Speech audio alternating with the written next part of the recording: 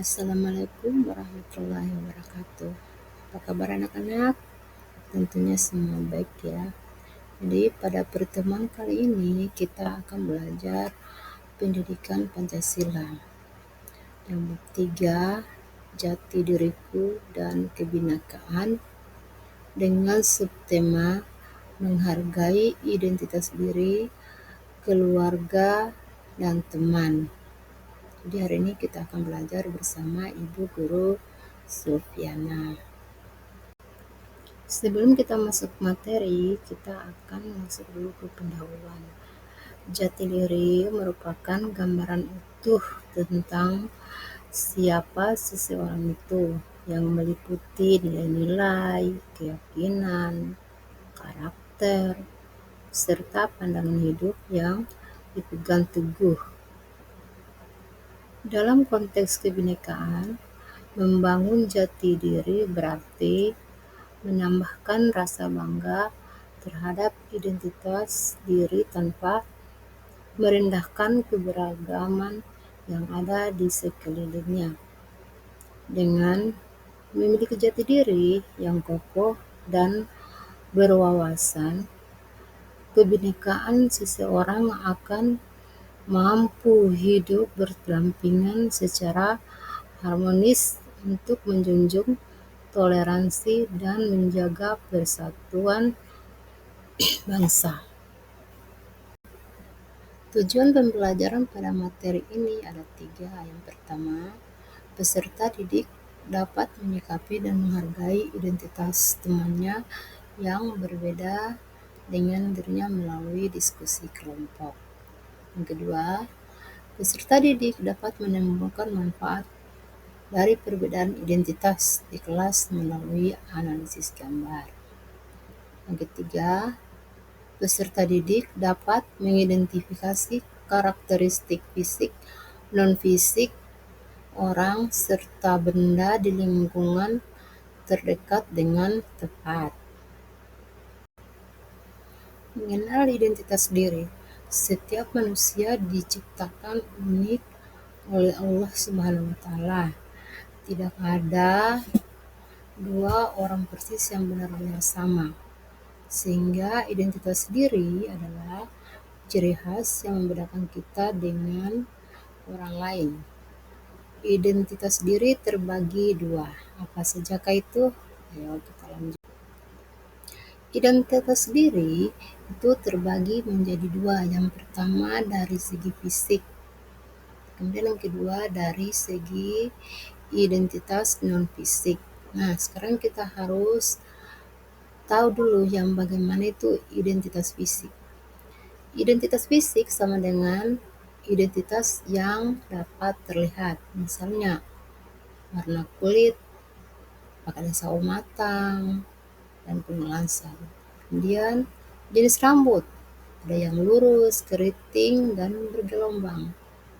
Bentuk mata, tinggi badan, dan bentuk wajah. Itu semua merupakan identitas fisik atau ciri yang terlihat. Ciri yang kedua, identitas non-fisik. Non-fisik berarti yang tidak bisa dilihat secara langsung. Contohnya, yang pertama, hobi atau kegemaran, misalnya membaca, berenang, dan menyanyi. Yang kedua, asal daerah atau suku bangsa. Ada yang suku Jawa, suku Sunda, Bugis, Papua, dan lain-lain. Dan identitas yang terakhir, agama dan cita-cita. Sekarang kita masuk pada keberagaman yang ada di sekitar kita. Di dalam kelas atau di lingkungan rumah, RT atau RW, kita akan bertemu dengan teman-teman yang memiliki identitas yang pastinya berbeda. Jadi, perbedaan juga itu memiliki manfaat. Manfaatnya apa? Dengan adanya perbedaan, kita bisa saling belajar. Teman yang berasal dari Padang bisa mengenalkan rendang. Teman dari Papua bisa mengenalkan tarian cendrawasih. dan banyak lagi perbedaan yang memiliki banyak manfaat untuk kita semua. Identitas sosial. Kita adalah bagian dari masyarakat Indonesia yang luas.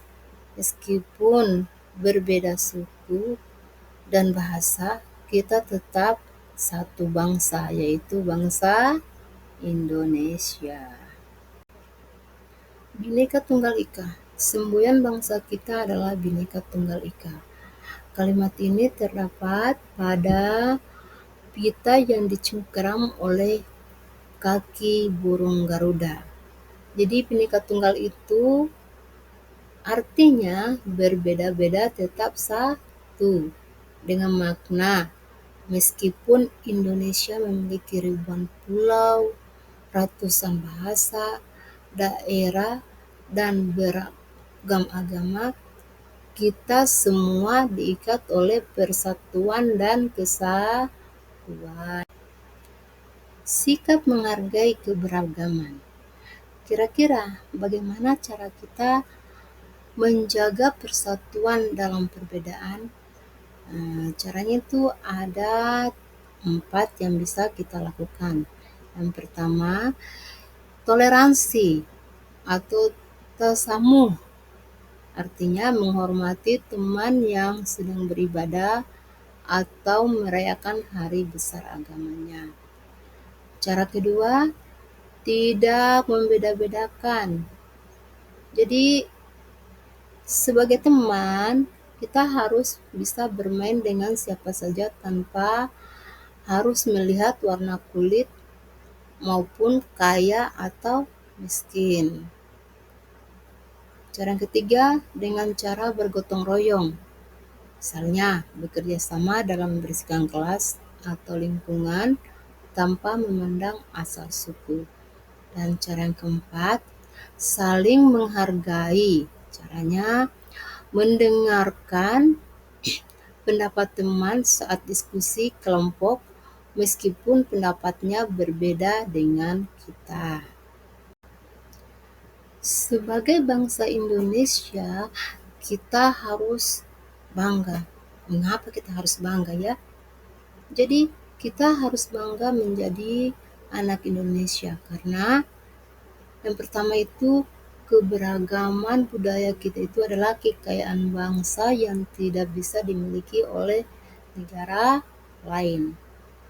Yang kedua, keragaman Indonesia itu bisa membuat menjadi indah dan unik, sehingga banyak wisatawan yang ingin berkunjung ke negara kita.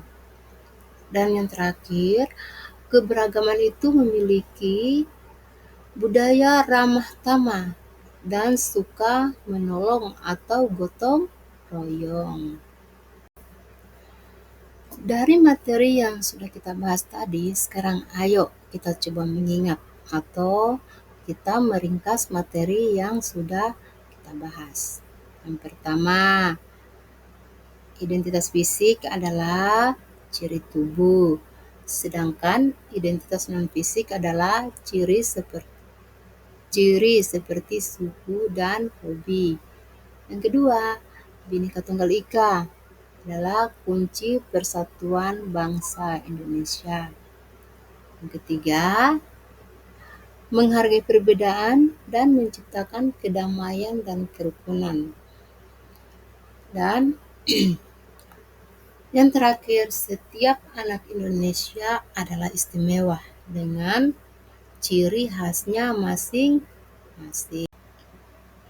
Jadi, kesimpulan dari materi yang telah kita bahas hari ini adalah membangun jati diri dalam kebinekaan merupakan langkah penting untuk menciptakan kehidupan yang harmonis dan berkesinambungan di tengah keberagaman masyarakat.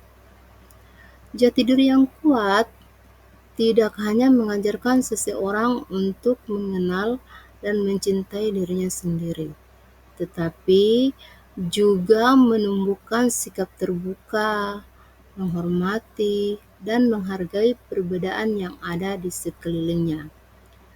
Dengan demikian, Keberagaman bukan menjadi penghalang, melainkan menjadi sumber kekuatan dan kekayaan budaya yang memperkokoh persatuan bangsa.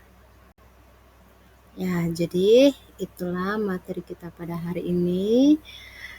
Ibu Guru ucapkan terima kasih atas perhatian anak-anakku. Jadi, sebelum Ibu Guru akhiri, Ibu Guru akan menyampaikan pesan cinta pada pertemuan kali ini. Perbedaan fisik adalah anugerah Tuhan yang harus kita syukuri, bukan untuk diejek. Oke. Jadi itulah materi kita pada hari ini. Ibu Guru ucapkan terima kasih banyak atas perhatian anak-anakku.